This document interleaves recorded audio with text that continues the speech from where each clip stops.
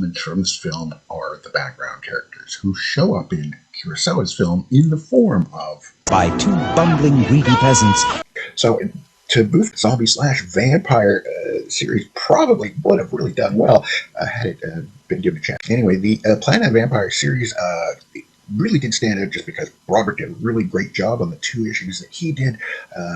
But that stands out for another reason, because the 3rd issue was illustrated by the legendary Russ Heath, and it is like just a real jewel of a comic, and it really was a really perfect vehicle for him. And I mean, this actually could have been a pretty successful thing if you think of Russ Heath, who's famous for he took over Sergeant Rock when after Joe Kubert. He starts out his story with all hell breaking loose, and the entire organized society that Jack Kirby's Omac existed in was collapsing in chaos in an incredibly violent civil war. The Odd Man would be the last series and probably the last character Steve Ditko created for DC Comics, and his one and only appearance was in an issue of Detective Comics.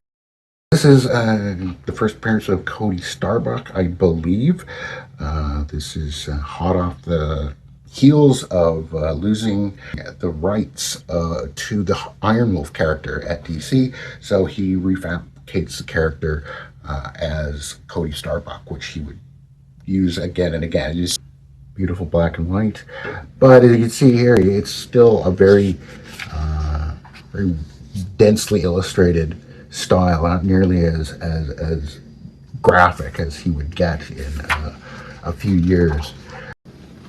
Chaykin starts fishing around for publishers, does some stuff with, what was it, Alfred Bester, did some books, and so he started really experimenting with color.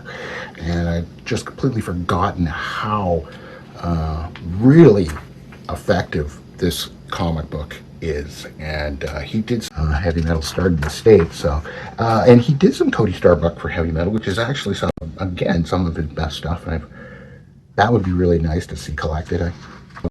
We cannot talk about influences on the film Bladerunner without talking about a very important episode of the television series The Outer Limits. This episode was written by Harlan Ellison and starred the remarkable Robert Culp, pictured here joining the KISS Army. Favorite comic of mine, Scorpion #1, reminiscing. This is kind of hard to, you see Howie Chaykin was showing off. Just a great graphic splash page.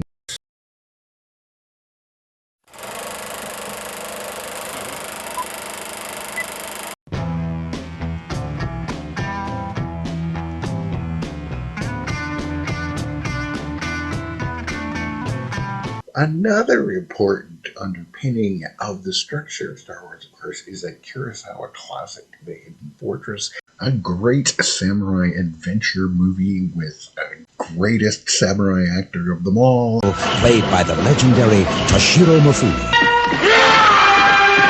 And, of course, a beautiful princess, and a feisty princess she is. But by far, the most important borrowed plot elements from this film are the background characters who show up in Kurosawa's film in the form of by two bumbling greedy peasants, who I believe were fishermen, and Kurosawa uses them as both the comic relief and the way we, as the viewer, can identify with the grand action going on around us. Another point of interest is the final confrontation battle is fought with long bladed staffs, which is interesting in itself. Darth Ball. Pardon me.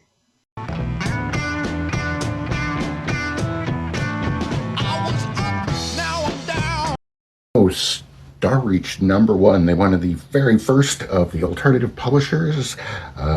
Gary Friedrich, the writer that had worked at Marvel, set this thing up. The very first issue is equally divided between Jim Starlin and Howie Chaykin. And so this is 1974. Some things are copyrighted 75, so I guess it came out in 75. So this is the first appearance of Cody Starbuck, I believe. This is hot off the heels of losing the rights to the Ironwolf character at DC, so he refabricates the character as Cody Starbuck, which he would use again and again. You see with this story, he's still very much in that kind of very more fully rendered illustrative style. And these, of course, are all in beautiful black and white. But as you can see here, it's still a very, very densely illustrated style, not nearly as graphic as he would get in a few years. So this is a story that it has a little bit more Howie Chaykin's kind of darker fascinations, I guess we'll say. He got to put in some more kind of sexuality and graphic death scenes. And anyway, very this was a great comic. They just ran out of material that was top notch. Like this first issue is a bunch of Howie Chaykin and Jim Starlin at the top of their game. So this is one of the absolute fabulous comics from the 70s. But this here doesn't continue. Cody Starbuck special comes out in 1978, a couple of years later, and I kind of forgotten about this. The cover isn't really super interesting, but this is a couple of years later, and so Chaykin starts fishing around for publishers, does some stuff with, what was it, Alfred Bester, did some books, and so he started really experimenting with color. And I'd just completely forgotten how really effective this comic book is. And he did some just really, really interesting color things in over these next couple of years. And I completely forgot how effective this comic book is. And so you can see he's super graphic, using lots more black, lots more big pages, using a much simpler, more graphic illustration to be able to use all this negative space and this really, really interesting, very wash-like color. Just really, really effective, very, just really beautiful. It's one of his best comics ever, and just a really great sign of how experimental he was, and really did try just all kinds of things just to not have to deal with the conventional comic book industry, because he lost 3 characters in a row that got canceled, and he couldn't develop any farther. So he was this is some of the really strange kind of heavy metal weird stuff that he was getting into. This would have been the year after heavy metal started in the States. So and he did some Cody Starbuck for heavy metal, which is actually some of his best stuff, and that would be really nice to see collected. I will have to search through. I do have a bunch of heavy metals stored away, but you have to go through all of them to find anything. So, and I'm not sure how if I really have that particular story. But anyway, this I just forgot just how lovely the colors are.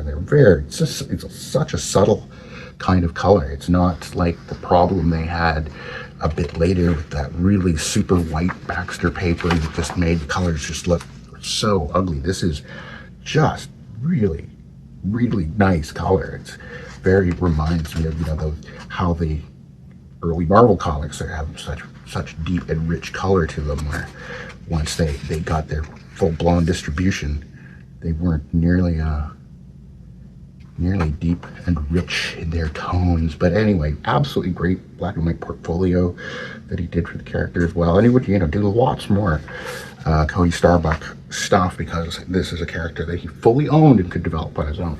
And so that is really great. And just as a side, and for Marvel, he did develop the first 2 issues of War of the Worlds, got kicked off that, did a one-shot of Monarch Starstalker, a one and only appearance of this character, and this was a lot more graphic. This one's a lot more illustrative, but so yeah, the pouching got kicked around by the industry quite a bit, but it was really good when he finally ultimately was vindicated with American Flag, which was just an absolute rip snorting success for first comics, which was the first really successful alternative publisher.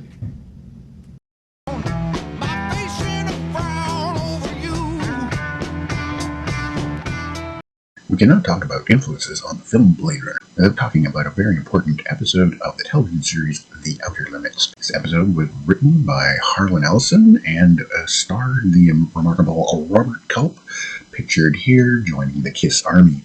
And this was before my time. This came out in 1964. I was 4 years old. I don't remember seeing any of the Outer Limits episodes when they came out. I remember seeing them much later in the 1980s in syndication, and I did see this episode, but it didn't quite make the impression on me like things I saw at a younger age. So I watched a very good analysis of the episode, and we will leave a link in the description, of course. It reminded me of the incredible setting of the episode, which is extremely memorable and, as it turns out, influential. Now, I was always a big fan of Harlan Ellison. I read a lot of his work in high school. He was well known for a famous episode of Star Trek starring Joan Collins, wrote an issue of The Hulk, filling in with Roy Thomas back in the day, and he really stands out as one of the writers who really did stand up for himself and really fight back with the studios. And he was involved in a lawsuit with fellow writer Ben Bova as they pitched a television show idea of an android police officer that got rejected. Then the studio made the exact same series later on with their own writers. The most important influence of this episode is the incredible Bradbury Hotel that was the setting, and so as Robert Culp is running around in this really incredible sort of Art Deco environment, we recognize it very clearly as the far more dilapidated building that we see in Blade Runner. Could be the same building like 200 years later. But the other thing, of course, is the big climactic scene takes place kind of on a window ledge where the woman who's the other star of the episode hides out, where there's the big final fight at the end, which, of course, really does remind us of the setting of the climax of Blade Runner. But, of course, the actual monologue of Blade Runner, which is the thing that really makes it stand out, is a completely unique thing. But in any case, a famous episode, and no one's ever looked as cool as Robert Culp with his very low budget, but incredibly effective glass hand prop. There was another Harlan Ellison episode, of course, Soldier, which is more influential on the Terminator, with a character coming back from the future. And there are YouTube videos analyzing that as well, if you were to have a look about.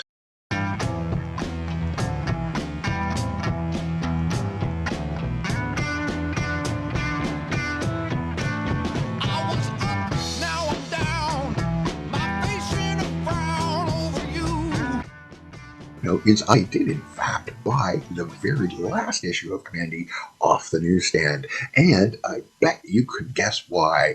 Because it contained not only this fabulous Jim Starlin cover, but the one and only episode of a proposed Jim Starlin Omac series that would have been absolutely fabulous had it continued, but it became a victim of what is known as the DC implosion. Now, this was part of an attempt once again to expand DC Comics to a larger page count with it and a higher cover price. And so this introduced us to a bunch of proposed backup features, this being, of course, the most exciting. Jim Starlin did a couple of Legion of Superheroes stories that are also significant. But this was a really cool idea because he starts out his story with all hell breaking loose, and the entire organized society that Jack Kirby's Omac existed in was collapsing in chaos in an incredibly violent civil war, and the Global Peace Organization was in ruins, and Brother Eye, Omac's computer satellite overseer, who could endow him with incredible energy and abilities, has also been taken offline, which creates a really challenging situation for Omac with a really classic Starlin Marvel style brawl going on and looking like a really exciting story that, of course, we never saw, as it was the one and only appearance. Now, that of course brings us to another really significant one and only appearance from this same event, and that is Steve Ditko's The Odd Man. And he remains perhaps one of my all-time favorite Steve Ditko costumes. And it is a rather funny one-off story that is really quite entertaining. The Odd Man would be the last series and probably the last character Steve Ditko created for DC Comics, and his one and only appearance was in an issue of Detective Comics. And it is an absolutely fabulous splash page. It's another real favorite of mine. And of course, what this is him referring to one of his own stories, which was the premise Mysterio pretending to be a psychiatrist story in Spider-Man number 24.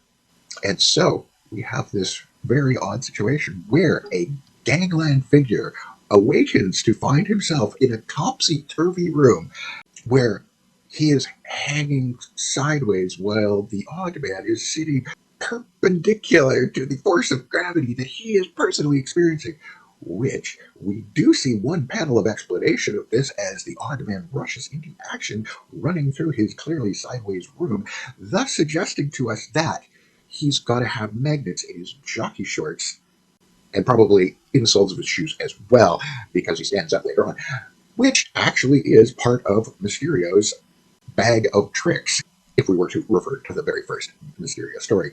However, that is not one of the important bag of tricks, because as we see him running into action to thwart an Egyptian-themed robbery with a character who believes that she is a reincarnated Egyptian queen, we see that the Odd Man has, well, one really odd bag of trick indeed, and that is his powder and smoke gloves. And, well, judging by the fact that he drugs his victims to take them into this peculiar interrogation situation, I think we can pretty safely assume a hallucinogenic quality to the powder and smoke, which actually would be quite effective. And there is a William K. Dick story, I don't remember which one off the top of my head, but the idea is the riot police use lysergic acid darts to shoot rioters and make them become completely incapacitated because they actually don't know which way is up.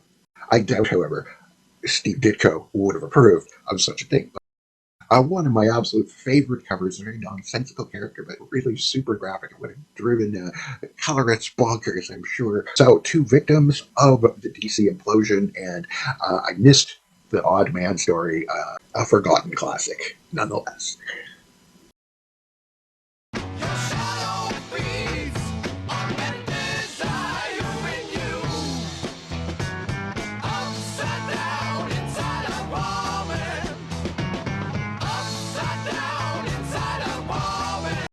There is another thing that does make me think Ridley Scott might have been familiar with this particular movie, and that is because in 1975, in the comic book scene, there was a really interesting comic book adaptation by the same name. No, actually, no, it is a completely different concept. I think it's kind of more Planet of the Apes scenario in this.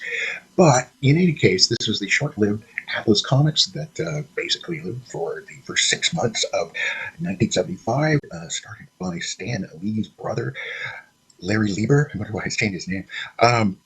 And it was a vehicle for a couple of people to get into the industry. Larry Hama writes a story, he did another series called Wolf.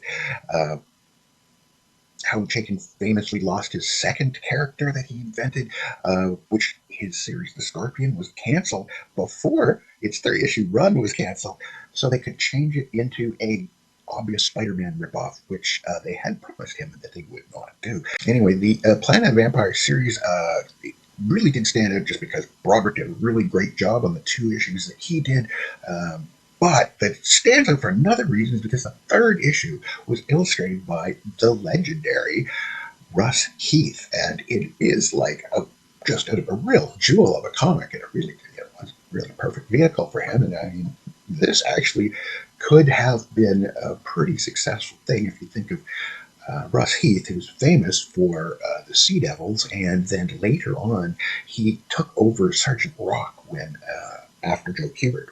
So to boot the zombie slash vampire series probably would have really done well had it been given a chance.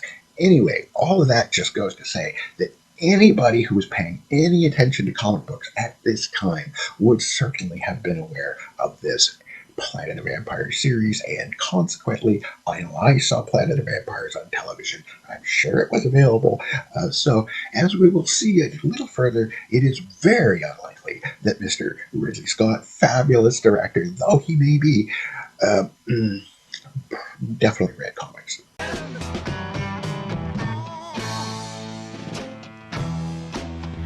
All right, so a very favorite comic of mine, Scorpion #1, and as you will see, I had the distinct pleasure of meeting Mr. Howie Chaykin in Toronto in whatever it was, 1984. That was just prior to American Flag coming out, so he was talking about that. I think he had some photocopies of some pages, and so I got a couple things.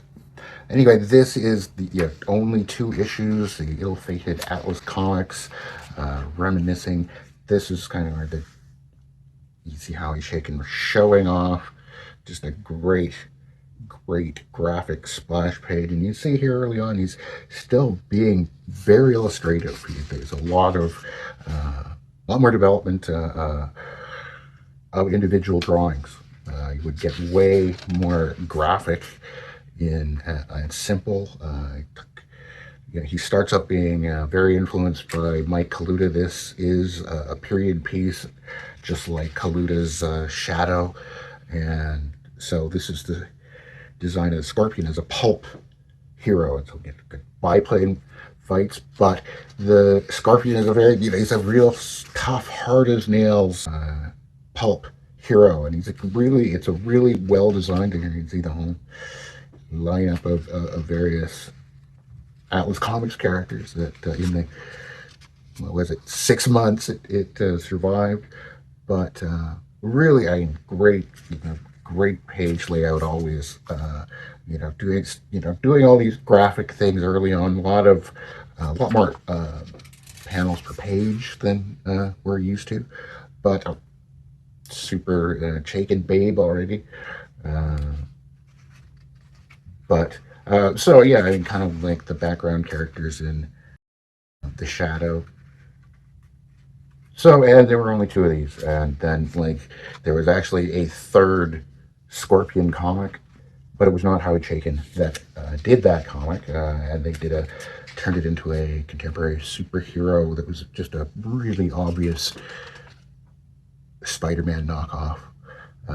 Here in the big fight scene, we find that the Scorpion's costume is part of his arsenal, and the vest he's wearing is lined with chainmail. Not only does it help stop bullets, but then you can pound people with it like it was a weapon.